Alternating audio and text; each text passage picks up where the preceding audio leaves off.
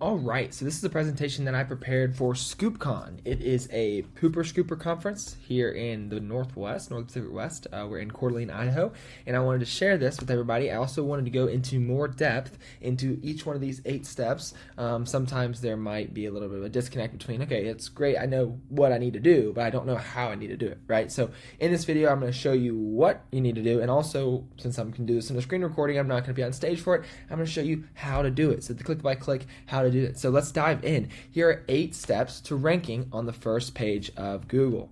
So first off, why does it even matter, right? So when you are ranking at the top of Google, more people will see you. So more people will lay eyes on your business, you'll have increased awareness. And not only that, but if you position yourself well and you get reviews and all the things we're going to talk about today, more people will choose you over your competition. You'll be more likely to get the first click, the first call. You'll be more likely to get those potential customers looking for a business. So let's play a little game here. Which business would you choose? You can see we got Croupin, Poopin, Scoopin with a 5.0 rating and 450 reviews. And then we can see 2 other businesses with less than 30 reviews, right? Who do you think is going to get the first click or call 9 times out of 10? Right. Croupin, Poopin, Scoopin is going to get the first chance to tell this potential consumer why they should work with them, right? So what is the goal though? Like when we're going over 8 steps, ranking the first page of Google, what's the goal? I want you to get really clear on how Google search results work. So what you're going to see at the top for most searches, local searches, is you're going to see paid ads. It's going to be paid real estate, baby. These people are paying anywhere from a couple dollars to $100 per click per call. And you can see this is an example of Google guaranteed ads right there, but you'll also see just normal cost per click ad, where basically it's just their website's up at the top, just like a normal website without the photo and the call button, all that stuff. And they're still paying $5, $10 per click, depending on the industry and the area. But right here is kind of the holy grail. So we've got the map pack, the local pack, whatever you want to call it. These are the top 3 organic listings on Google, meaning that you can get free calls, free clicks all day long, and Google's not going to charge you $1,000 for it. Because with these Google ads up top, as soon as you say, hey, I'm done, right, it's like turning off a faucet, all right? The leads will just stop. They're just going to stop coming, where these are organic and it's kind of a long-term strategy. You'll be able to consistently get more business from Google and attract your ideal customers. And one of the things that you'll also see sometimes will be a sponsored listing at the top of the map pack. So it's the map pack, but there's 4 businesses, and the top one will be an ad. That's also an ad, and those people are also paying a pretty penny for every click or call. But there's a certain percentage of people that just immediately scroll past the ads. I know personally as a consumer, I'm one of those. I immediately scrolled past the ads, go to the organic, the top organic listing. Obviously, Google's not going to release any sort of solid data on like how many people scroll past the ads and all that stuff, because they want you to spend money on Google ads, right? But that's the goal. The goal is to rank here in this local map pack. So once you are in that map pack, you can start attracting customers, right? So I know you probably, as a business owner, you might spend a lot of time every day chasing leads, or people on your team might spend a lot of time every day chasing leads, chasing people that are, price shopping or whatever they're doing. And if you can rank in this map pack where you are at the top and you have the most amount of reviews and you look compelling and have great responses to your reviews, great reviews where people are selling for you, you can finally start to attract ideal customers. And just to elaborate on this, I want to share a story. Last week, I was on a call with somebody, and I said, hey, how are you getting customers? And they said, my husband and I sit on Facebook groups, and as soon as anybody says anything about our service, we go and we try and pitch them and DM them and comment. And I was like, how much time are you doing? They said, it's hours every single day. Actually, the reason she reached out to us, it was wanting to learn more about Review Harvest and getting some reviews, was because she had somebody find her on Google, go through, pay, and book on her site without talking to them. And I was like, how did that feel? She was like, it was amazing. We need to do more of that, right? And so if you do this right, if you follow these 8 steps, you will be able to start attracting your ideal customers, and you'll have to spend less time chasing these leads. So before I get any further, you're probably like, who is this kid on stage saying whatever? I'm saying on stage because I'm practicing for my presentation tomorrow as well. But who's this kid yapping on his computer, right? Well, my name's Clay Lawrence, owner of ReviewHarvest.com. We've helped over 300 businesses get 50,000 reviews, and we've helped hundreds of businesses rank number 1 on Google. And although I'm only 23, I have been doing this since I was in high school. So I have over 6 years of digital marketing experience. I'm kind of obsessed with it. I've always tend to have an obsessive personality. Just in middle school and stuff, it was like trick shots and yo-yo and magic tricks and stuff like that. And then kind of about 6 years ago, it turned into marketing. And so I've been pretty obsessed with it since then. And what we want to do is we want you to dominate on Google. We want you to be the no-brainer option in your area.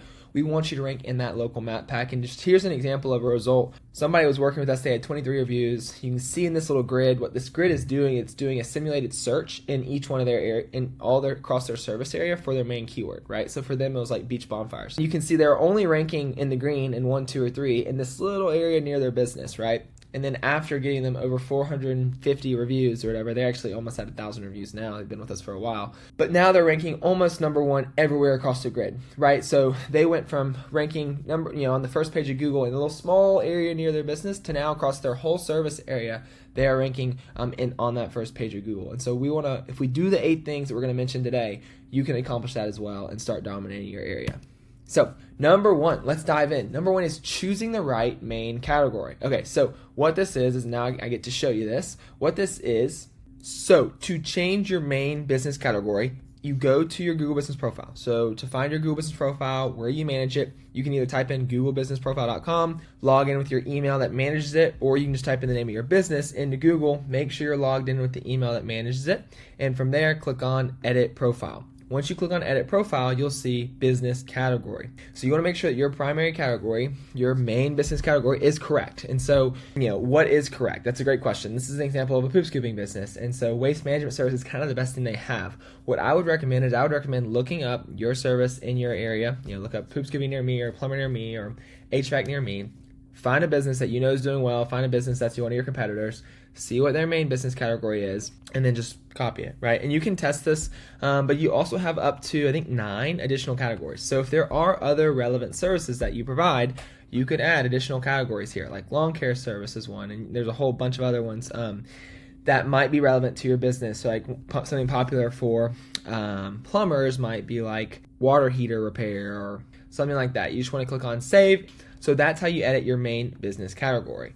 And this is consistently, after years and years of them doing these studies, like big local SEO research companies doing these studies, the primary Google business category is like that number 1 thing. It's the number 1 thing that can increase your ranking, that shows Google what they should rank you for, and it's very controllable. Like it took 5 seconds to change that, right?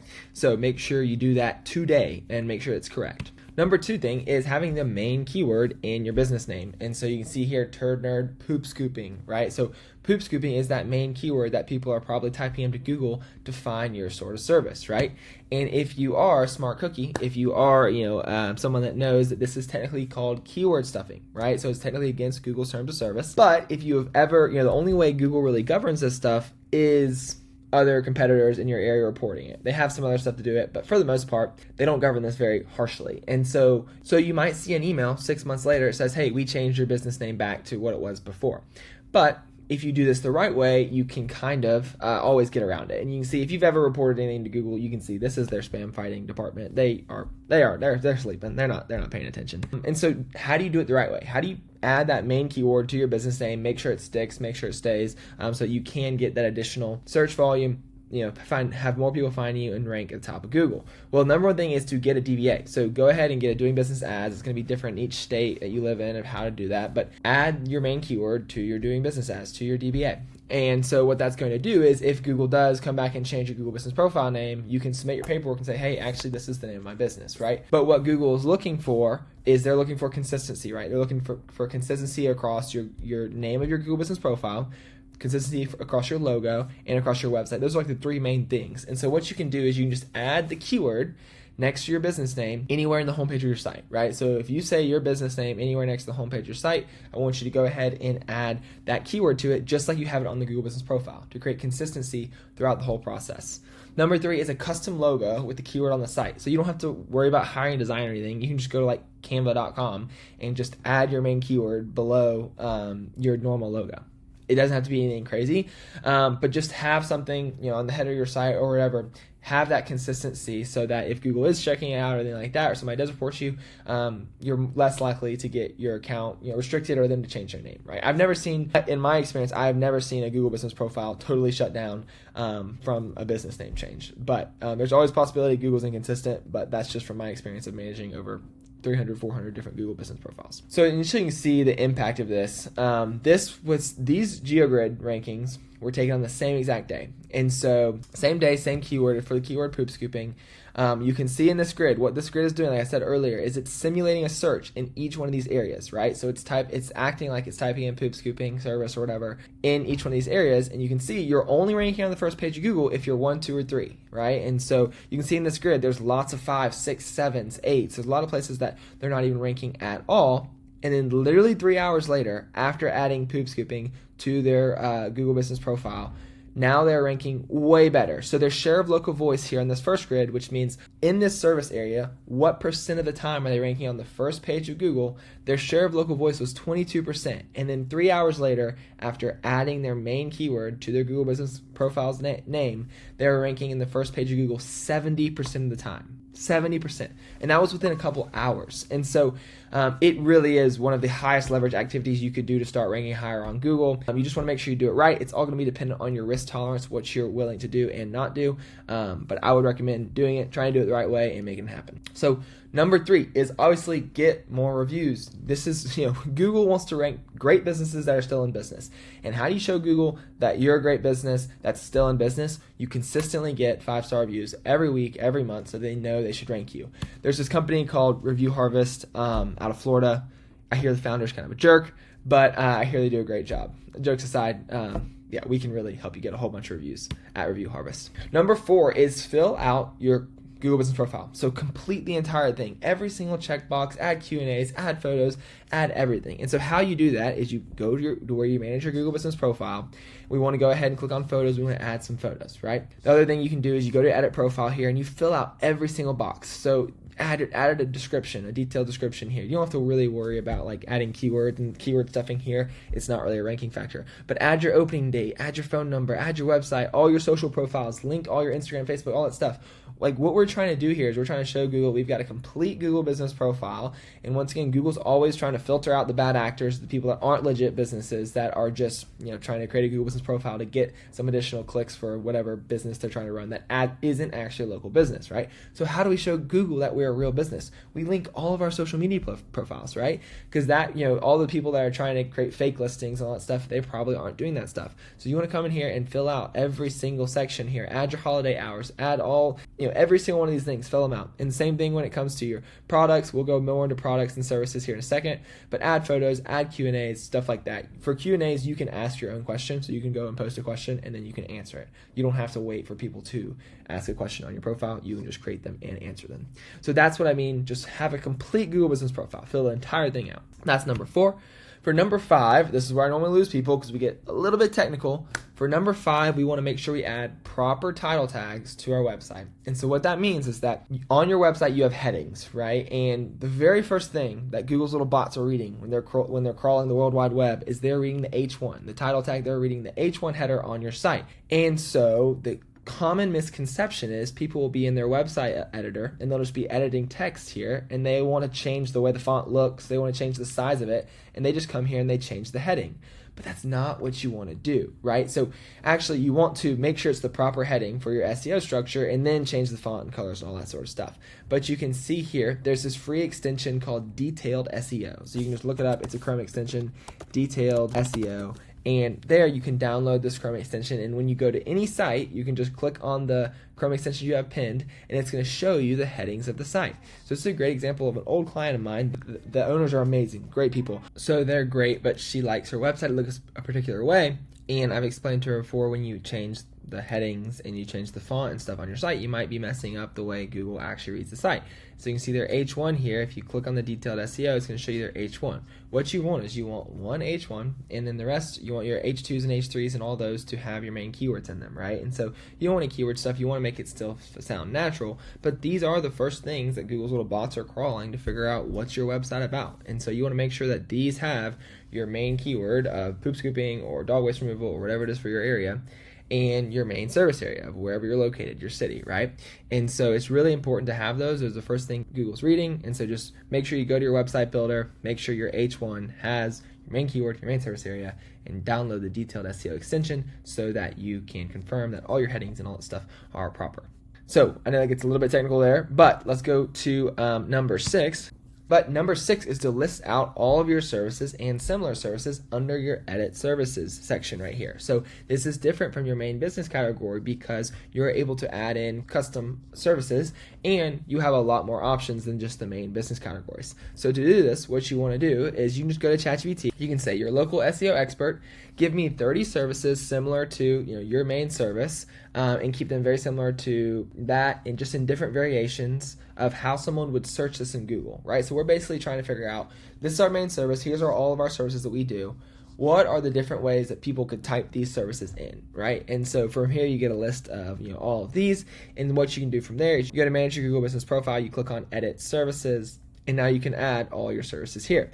And so you can go add more services, you can add a custom service, you can also add services under your specific main categories and your additional category, right? So their main category is waste management service here, but their additional category is lawn care service. So you can add services under each specific category that you set at the edit profile level. And so you want to make sure you add 30 or 40 services here. You can also add like emojis and stuff like this. Sometimes what Google will do is someone types in a specific query, a specific search into Google, it'll bring up one of those services as validation. It'll say provides dog poop scooping service or whatever. And so it's going to use your services to say, hey, they provide what you're searching for. So that's number 6. Make sure you list all of your services. Here's an example for poop scooping. This is for the ScoopCon that I'm presenting at this week. They can just plug and play all of these right here. Number 7 is to create products on your Google Business Profile and then list them directly to your service specific pages. I know that product sounds a little bit confusing for service area businesses and stuff like that, but all it is this down here. So you can see when you go to Google Business Profile, you can see all the products they have here. What you want to do is you want to go to edit products. You want to go ahead and add a product for all of the services that you provide, right? And once you do that, you want to make sure that you add some descriptions about what your service is, add the service name, and then for the link right here, you can see from the consumer side what it looks like when somebody clicks on it. It's not popping up here, but I got a screenshot of it. What it looks like is it shows the description of it and they click on visit site there. You want that visit site button to take them directly to that service page on your website, right? So they click on visit site and then boom, it goes directly to the service you were specifically talking about on that product page. That's creating some link relevancy for Google. Google loves to see like efficient searches, right? They're competing against AI. They want people to be one click away from all the information they need, ideally 0 clicks, right?